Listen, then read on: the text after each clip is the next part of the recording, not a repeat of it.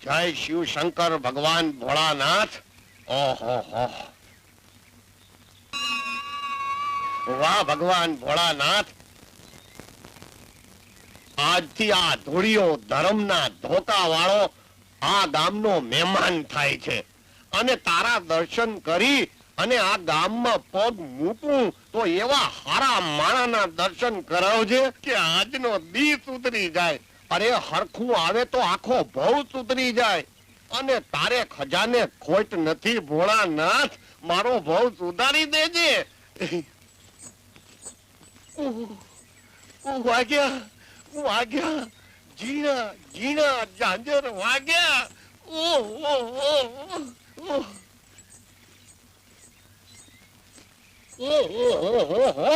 આ કેદુના ઉઘડું ઉઘડું થતા તા ઈ આજ ઉઘડી ગયા.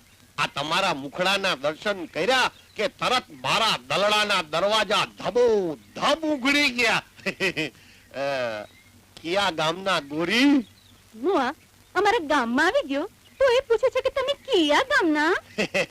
ઈ તો હું નાનો હતો ને 7 વર્ષનો તેદીનો છોડ્યું હારે રમી રમીને મોટો થયો છું એટલે મને ટેવ પડી ગઈ છે.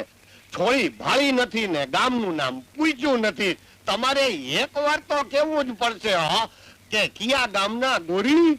રાજનગર. ઓહો, આ રાજનગર કેતા કેતા તો 3 કટકા થઈ ગયા. રાજ નોખું પડી ગયું, નગર નોખું પડી ગયું અને તમે નોખા પડી ગયા. હવે આ મંદિરે દર્શન કરવા આવ્યા છો તો ભગવાન પાસે જરાક હરખું માંગજો. આ તમારો ભાવ સુધરે ને એવું કઈક માગી લેજો. મારો ભાવ તો સુધરેલો જ છે સમજો. તું તારું સંભાળ.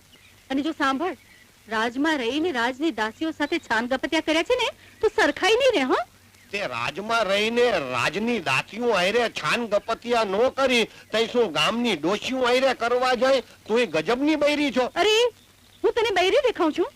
અરે હજી તો હું 18 વર્ષની છું. 18 વર્ષની. અને આવતી પૂનમે 19 બેસે 19. આવતી પૂનમે તને 19મું બેસે અને મને 20મું બેહું થાય છે. ભગવાને શું જોડી મેળવી છે 19-20 ની. આવતી પૂનમે તમને 19મું અને મને 20મું બેહું. હવે ભગવાને આ મંદિરના ઓટલે આપણને ભેગા કર્યા છે તો પાછા ભેગા થતા રહેજો. કહું છું કિયા ગામના ગોરી? રાજનગર. ઓય હજી એકવાર પૂછી લઉં. અરે કહું છું કિયા ગામના ગોરી? રાજનગર. ગળ્યું મધ જેવું લાગે છે. અરે આ ધર્મના ધોકાના આમ કહીને કહું છું કે પછી સેનાપતિ તો થઈ ગયો હાવ ઢીલો ઢપ. આવ્યો તો મોટે ઉપાડે માછલી મારવા. અરે માખીયું મારવા જેવો નો રહ્યો. આ ગામ આખાના છોકરાઓની ગાયડું ખાઈને ગયો. પણ ઈ તને હું ન્યા હાજર નતો. મને તો આ હંધીએ વાત ગૌરીએ કરી. હવે મારું તમને ઈ કહેવાનું છે કે મહારાજને નીચું જોવડાવવાનો આ મોકો તમે ઝડપી લ્યો. ઉઠો, ઉભા થાવ, ગામને તમારી બહાદુરીના પારખા ફરીથી કરાવી દો. અરે મહારાજ પણ ટાઢા બોળ થઈ જશે.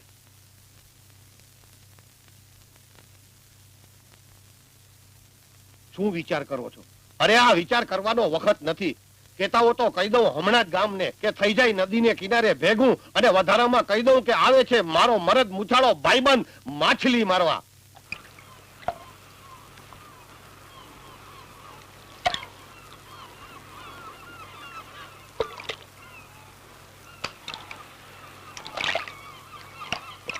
હવે હું કહું ને હંધાઈ શાંતિથી સાંભળી લ્યો.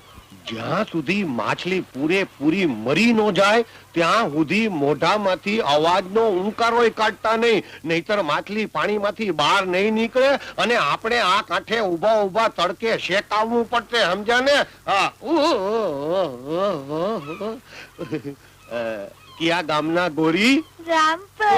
ઓહો, રામપરના રામકલી.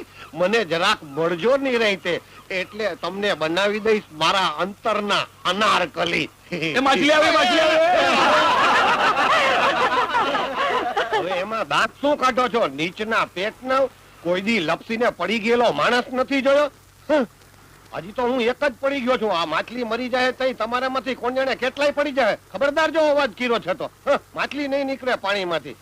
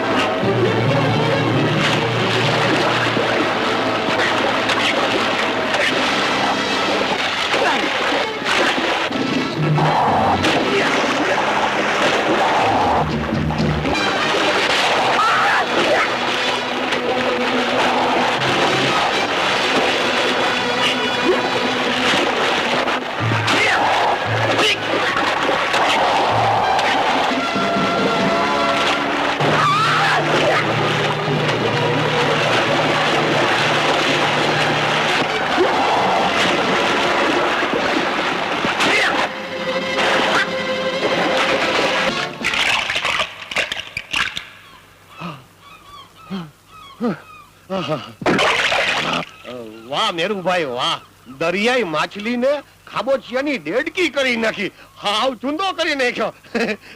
વાહ વાહ, જોયું ને.